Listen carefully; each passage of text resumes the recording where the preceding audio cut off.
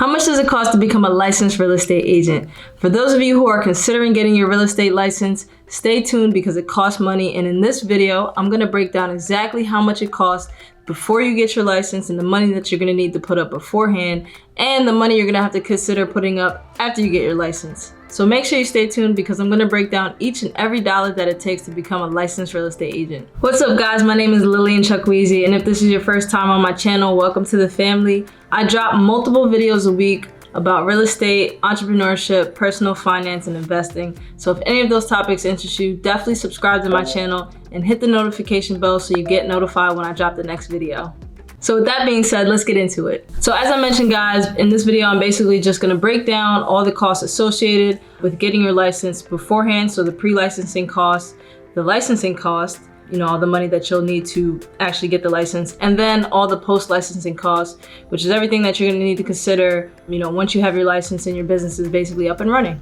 Now, the first cost you're going to have to consider is your pre-licensing course. So the pre-licensing course that I took specifically was Real Estate Express. I knew I wanted to take something online, and if you guys are interested, I'll leave my link down below in the description. Get 30 to 40% off if you use my link.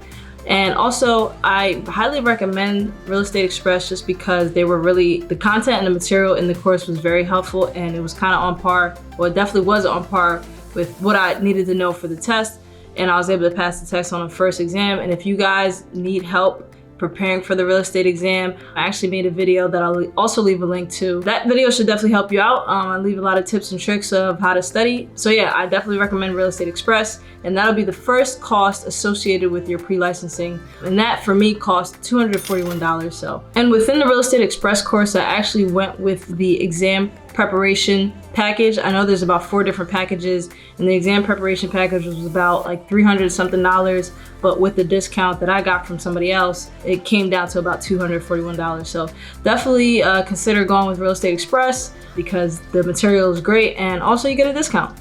So while you're studying, there aren't that many costs that come with the pre-licensing requirements. However, for me in particular, I use the PSI site to take practice tests. I took 1 practice test for the PSI site, and that was right before I went in for the state and national exam. That test was $20, and also all the final exams that you have to take within Real Estate Express, you have to sit down. So in Pennsylvania in particular, you have to take 75 hours of education requirements. And so that was broken down in Real Estate Express with a 30-hour course and a 45-hour course. And both courses, you have to sit down and have a proctor. So you have to basically pay for their proctor. And every time you sit down and take the test, it's $15 for each attempt. And I know for me, it took me a couple attempts to pass these final courses within the course. So I know for the 30-hour course, it took me about 3 attempts to pass. So, and I said every time you sit down, it's $15. So 3 times $15 is, whatever that, $60. And then for the 45-hour course, it actually took me 5 attempts. So I've passed on the 5th attempt. And again, it all adds up. $15, times 8 attempts equals out to about $120. I wish I would have been able to pass on the first try for both of them, but I didn't. It is what it is. So the next cost you're gonna have to consider is the cost to actually take the state and national exam, which is the final exams that are gonna get you your actual license. And those are $54, and it comes together. So you pay for it together. It'll be $55 total. And those exams, you have to go in person to a testing center, sit down and actually physically take the test in the testing center. Can't do that online, unfortunately. But yeah, at least it's not that expensive, $54 for each test, for the total of the 2 tests, the national and the state exam. But obviously you don't want to keep taking it, so definitely do your best to pass on the first try. And yeah, that'll only just be $54. So those are all the costs associated with the pre-licensing requirements, and that came out to a total of $435 for me personally. Now the next stage is basically all the fees that are associated with actually getting your license. And there's a couple things you gotta consider. So the first thing you gotta do is basically get your fingerprints and your background check. And unfortunately, I don't know why this happened for me, but I had to do it twice because basically I have an address in New Jersey and I have an address in Pennsylvania. There was some type of discrepancy. So basically I had to get my fingerprinting in the state of New Jersey instead of Philadelphia, and there was some type of confusion. But all in all, it cost me a total of $97 because the first fingerprinting that was done in Philadelphia didn't count, and that was like $50. So when I went to Jersey and I did it, it was about $42, $43. So it came out to about $97. That was the cost for me to get my fingerprinting and my background check. So the next things you have to consider is your salesperson license fee, your application fee, and your recovery fund fee, and that comes to a total of about $107. After that comes in brokerage fees. So whatever brokers that you choose, I specifically chose to work with eXp Realty, and I made another video about that. I'll also link in the description so you guys can understand why I decided to choose eXp Realty. But yeah, my specific brokerage fees are about, to get started, it was $149, and that $149 consists of also the first month startup fees. And within the $85 monthly fee, it includes the $35 tech fee and the $50 university education fee. And that's something, that $85 is what you have to be paying every month. Now the next fee is something that really caught me off guard that I wasn't even thinking about when I got licensed. And it's basically your Realtor Association fees. So I'm based here in Philadelphia, Pennsylvania, and the association that I had to join was the Greater Philadelphia Association of Realtors. And this fee was about $653. Again, this kind of caught me off guard, but thankfully I had the money to cover that. And basically what this fee covers is your association with the National Association of Realtors, which is NAR, and also your local association. So wherever you are, whatever state that you're in or country or whatever, you're going to have to join your national or your local association of realtors in order to get MLS access. And yeah, that caught me off guard, but I was still willing to invest in that because I know the benefits of it. Now, obviously, along with the association fees come the MLS fees in your local area. And for me in Philadelphia, Pennsylvania, it was about $383. As you guys can see, these fees definitely start to add up. So these are things that you have to consider before you get your license, and all the money that you have to make sure you save up in order to get your license. Now, the post-licensing fees, which are the fees that you have to take into consideration after you finally get your license. For me, in being a part of the eXp Realtor brokerage, it's about $85 per month, as I previously mentioned. And also you have to consider that you have to continue to pay for your MLS access, which is about $105 quarterly. So every 3 months you'll have to pay $105. And with all those fees added up, it came out to a total of $1,824 for me. So I would just budget out about $1,500 to $2,000 to get your license and get everything up and running, basically. So now that you got all your pre-licensing and licensing fees out of the way, the next thing you have to consider are your marketing costs. Unfortunately, those fees does not cover marketing to actually get your business started, because as a real estate agent, you have a real estate business. And in order to get business, you have to do marketing. There is no business without any leads or marketing. So you have to do marketing, and you have to input that into your monthly budget. So please don't join the real estate business thinking you can just pay this $1,500 to $2,000 upfront and magically think that things are gonna start happening and you're gonna start making money. It doesn't really work like that, although I wish it did. You definitely have to consider the marketing cost that's gonna come up,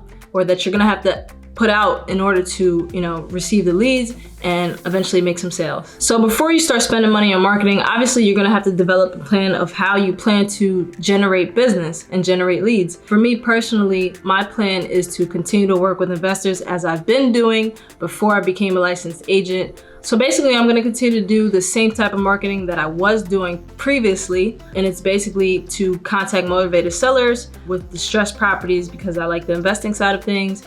And there's a couple different dollars to choose from. There's Mojo Dollar, there is Zen Call, there's Call Tools, and some other dollars out there. But typically it's gonna range about around $100 a month to use a dialer. And the reason why you wanna use a dialer is because you're able to dial more than either 3 to 12 lines at a time. So instead of individually dialing numbers to call these motivated sellers who might want to sell their property, you can call 3 to 12 numbers at a time.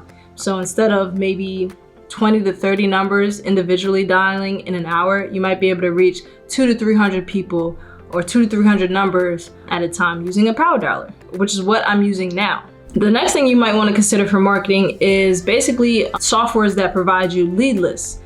So lists like low equity, high equity, behind on taxes, vacant homes, absentee homes, lists like that you can typically buy from a software such as PropStream, Batch Leads. There's other softwares out there that provide you lead lists, but basically these programs will provide you lists so you can then choose your form of communication to reach these sellers, whether it be direct mail, cold calling, texting, email marketing, whatever it is. But you have to consider the program that will actually feed you those leads. And programs like that definitely can cost anywhere from $100 to $200. I know PropStream in particular, which is what I use, is about $100 a month.